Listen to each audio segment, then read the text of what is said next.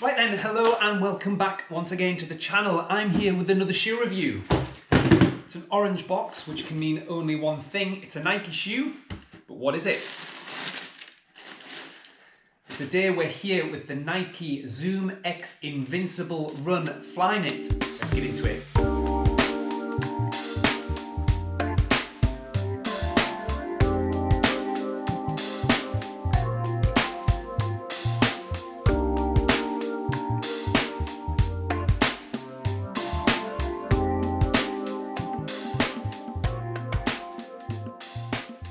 Right, so here we have the Zoom X Invincible Run FLYKNIT, which is quite a mouthful, and so I'm opting not to use its full name for the duration of this video. We'll just refer to it as the Invincible. And this is a shoe that has had quite a lot of hype over recent months, and it's being pitched at a really easy run shoe for bagging lots and lots of miles. Through the testing program that they've had, it's been suggested that this will help to reduce injury, and it's really just a comfortable shoe, like I say, for bagging lots and lots of comfortable miles. Now, in recent weeks and months, I've been buying a lot of sort of mid-tier shoes, so tempo shoes, speed shoes, and a few carbon fiber plated shoes as well. So it's been a while since I've bought a non-plated shoe, and it was just around about time that I needed to pick one up. So I'm currently trying to fight back from injury, running slower than I have done for quite some time. I'm now 6 weeks post-injury, so I'm just starting to clock up some miles again, and so I really need a nice cushion shoe to get me back up to strength and get used to running again. And so I'm hoping that this is going to be one of those shoes that I can turn to for those sort of daily runs as I start to build my fitness and the strength back up in my injured leg. So as always, what I'm probably not going to do is to delve into a lot of technical detail with the shoe. There are lots of other YouTube videos out there which talk about specifications, materials, drop, that sort of thing. What I'm really interested in is how do they look, how do they feel, how they feel on foot, and how they feel during the first run, because to me that's what's important. If they feel good to run in and they perform well, then that's what I'm interested in. So first up then, straight out of the box, and the thing that you notice is the size of the shoe. It's really quite large. Now this is a UK 13, the same as all of my other running shoes, so it's quite big anyway, but just in hand, it's just an absolute monster. It feels really wide around the heel there. You can see that it almost flares out at the outsole. The outsole just feels huge and chunky. That white Zoom X foam, the stack height, it just feels like an absolute beast. I do quite like the colourway. Good for this time of year with the darker colourway upper there, but it contrasts quite nicely with the sort of teal, turquoisey type colour swoosh.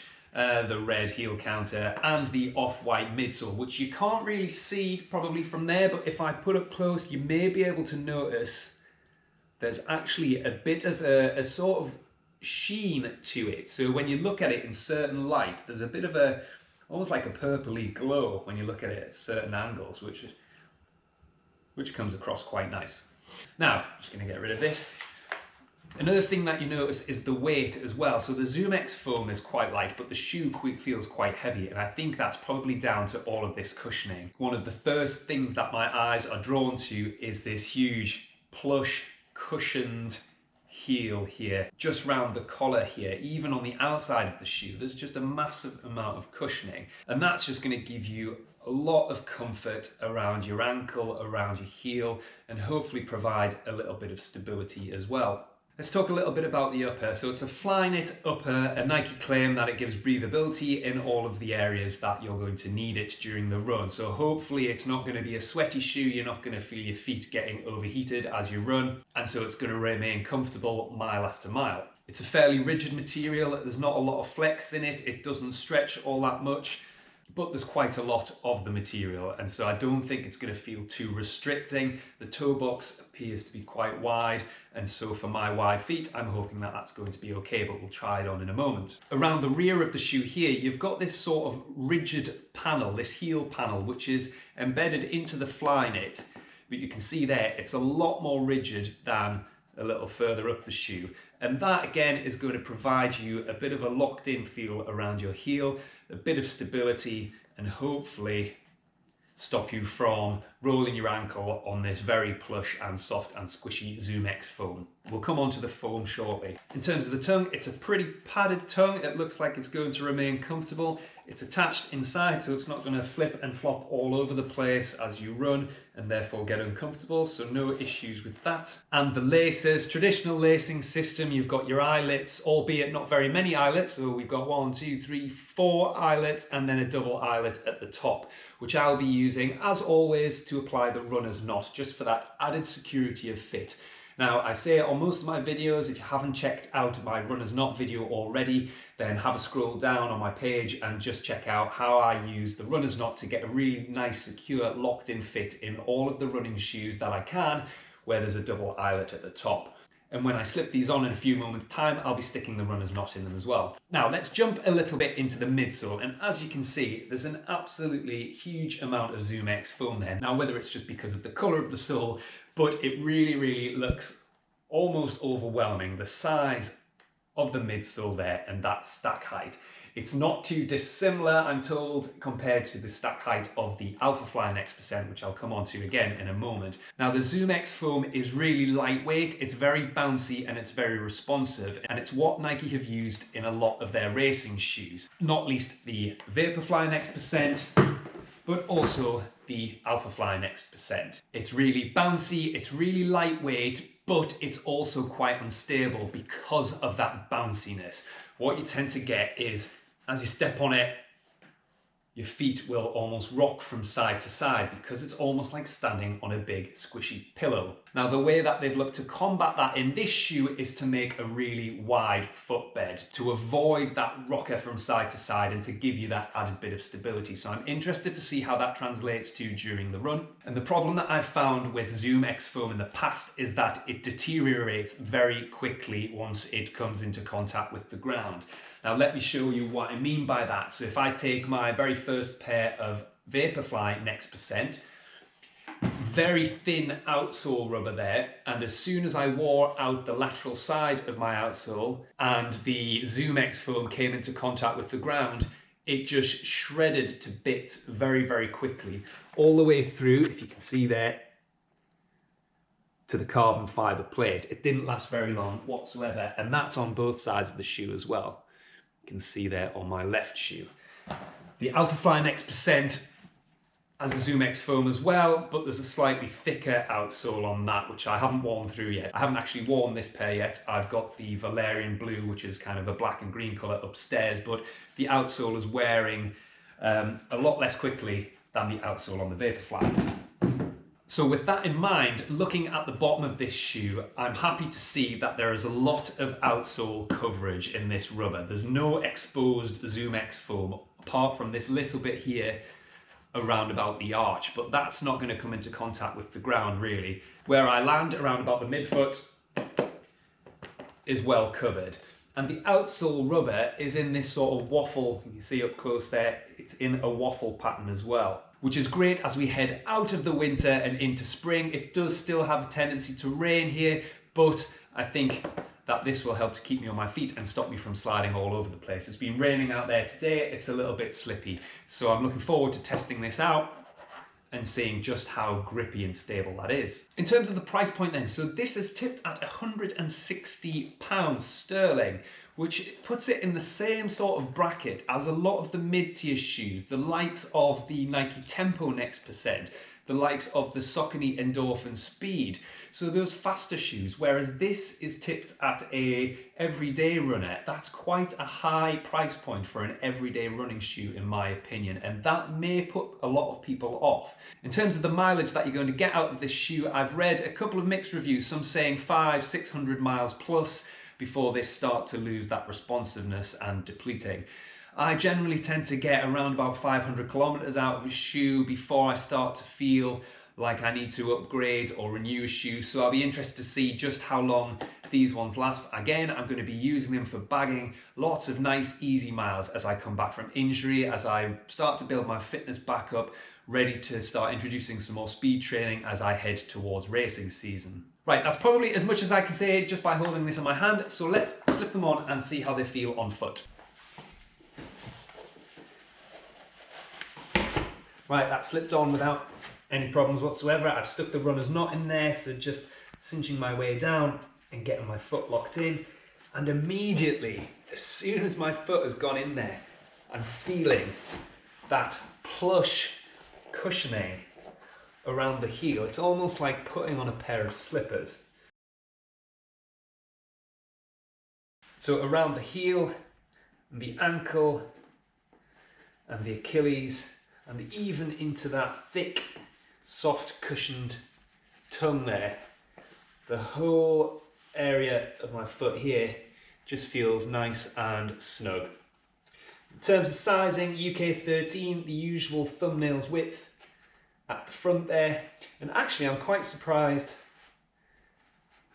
that the shoe isn't actually as wide on as it looks. So in terms of where my toes are, sort of pressing a little bit on the outside of my foot here, big toe just touching that ever so slight reinforced toe box there. There's kind of, on the FLYKNIT upper, there's a little bit of a rigid bit there which is just reinforced, I guess, to just protect the material and to stop the shoe wearing away. I can just almost feel my toe touching there. I'm hoping that doesn't mean it's going to result in blisters, but we shall see.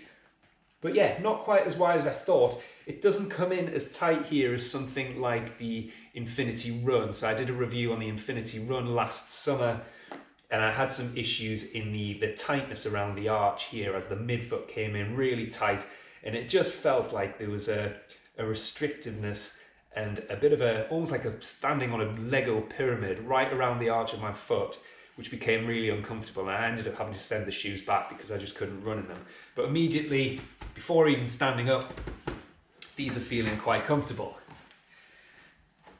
Right, so let's just take them for a little walk.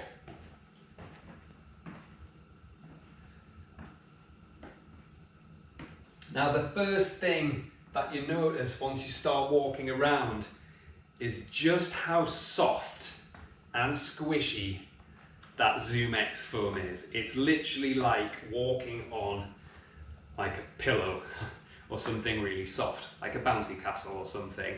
And it reminds me of my first time walking in the Vaporfly Next Percent. So the ZoomX just being really soft and plush underfoot, and that's how this feels. What you don't have in this shoe is the carbon fiber plate, which then takes that squishiness but then propels you forward with each step. This is an unplated shoe, and so you're not going to get that additional propulsion that you get from the racing shoes like the Alphafly or the Vaporfly. And if I rock my foot from side to side, I can sort of feel the benefit of the width of the shoe. I think without that width, you would have a bit of an issue with the squishiness of the shoe, that lack of stability perhaps, if you didn't have the width to counteract that. So it makes sense why the shoe is so wide. I mean, ultimately, it just feels really comfortable to walk around in. I've got no issues with restrictiveness or feeling too locked in.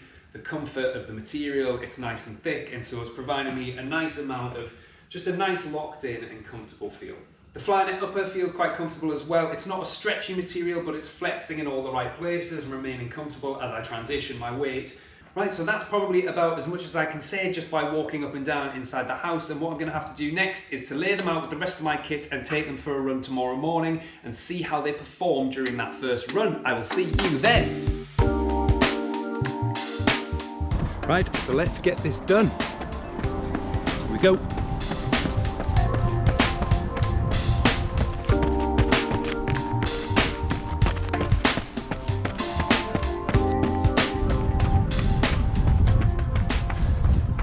Right, so we have just finished off the first kilometre, and I'll start out by saying the worst thing about coming back from injury is the fitness level drops. So already at an easy pace of 5 minutes a kilometre, my heart rate is a lot higher than it would usually be at this pace, so talking might be a bit of an issue, but let's give it a go anyway. So that first kilometre felt good.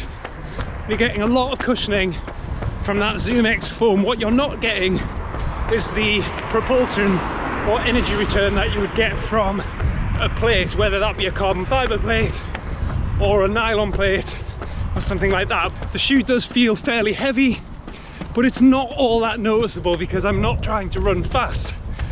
It's not necessarily a fast day shoe, or it's certainly not a shoe that I'll be using for running fast. This is really, for me, Meant to be just for clocking up, nice, easy, longer runs, just bagging lots of miles. Okay, so I'm a little more than 3 kilometers in now, and so far so good. I'm not experiencing any issues with stability from the squishiness of the ZoomX foam. What I'm finding is the wide platform of the base is counteracting that the sponginess, if you like. So I'm not concerned at all about stability issues so far, which is good. That waffle outsole is feeling nice and grippy. It's not particularly wet out here today. There's been a couple of patches where the ground has been a little bit damp, and so I've taken on a bit of a twist and a turn just to see how the outsole copes.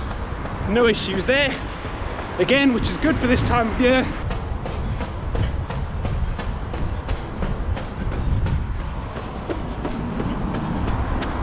Right, I'm just coming up to 7 kilometers now. Average pace of around about 5 minutes a kilometer, and so far so good still. I have read reports of people complaining about blisters on the big toe after around 5 kilometers. I'm not experiencing any issues with my big toes whatsoever. I am wearing toe socks, which helps to prevent from toes rubbing together, but I do have a bit of an awareness of my 3rd and 4th toe on my left foot rubbing against that reinforced FLYKNIT upper at the front, just touching ever so slightly. Not causing an issue just now, but I do wonder whether longer distances, if that might become a little bit of a problem. Now, something that I won't be able to do today is that fast interval to test how the shoe performs as we edge towards that race pace. And there's 2 reasons for that. One is that I'm really unfit at the moment, coming back from injury. I'm even struggling running at what used to be my really, really easy pace. My heart rate is currently sitting at 182, and at 5 minutes a kilometre 6 weeks ago it would be in the 130s. So I've got a bit of work to do there. And the other reason is my leg just isn't strong enough yet to be pushing towards race pace, and what I really don't want is to be put out of running for another 6 weeks. So until I build that strength up back in that leg, I'm just going to have to settle in for some easy running and perhaps put these through their paces a little bit more in a couple of weeks' time. We are then coming in for the finish, and that is it then. A little under 9 kilometers, 8.88 kilometers to be exact, just to satisfy my OCD. Now, so I gave it a little push towards the end there. I know I said that I wasn't going to, but having just run up this incline, I turned around at the top and just gave it a little push for the last 500 meters up towards 4 minutes 15 a kilometer, which is the fastest I've run in a couple of months now. At that pace the shoes felt quite heavy, so again, not a shoe that I'm going to be running really fast training in or races or anything like that. In terms of an overall summary then, so the shoes did start to wear on me towards the end a little bit there, and that was probably a combination of they are quite heavy shoes, albeit that the ZoomX is fairly light, but I was also running up this hill. My legs are also weak and tired from being injured and starting to build up the mileage over the last week or so. Yesterday I ran 7.77 kilometers, today I've ran 8.88, so I'm slowly starting to creep those kilometers back up, and as a result of that my legs are just getting really tired, so it's going to take a little bit of time just to build that strength back up. But overall, a comfortable shoe to run in. The cushioning felt great, so each landing, it's like landing on a bit of a pillow. You can kind of feel the squishiness underfoot, so that's a positive. The grip was great. There are a couple of little sort of gravelly type tracks that I was running on, had no issues with slipping and sliding all over the place. It is damp in parts as well, albeit not totally wet, but I think the waffle outsole would deal quite well with slightly wetter conditions, so that's good, positive as well. So in summary then, first impressions are pretty positive. Yes, it's a big shoe, it's quite clunky, it's chunky, but it's cushioned and it's comfortable at that easy pace. The downside being that price point. I'm not sure how many people are going to be happy paying mid-tier level pricing for what is essentially a comfortable, easy day shoe. So thanks again for watching. Comment, like, subscribe, all of that sort of great stuff. Share this video with your friends, and I look forward to seeing you on the next one. Yo!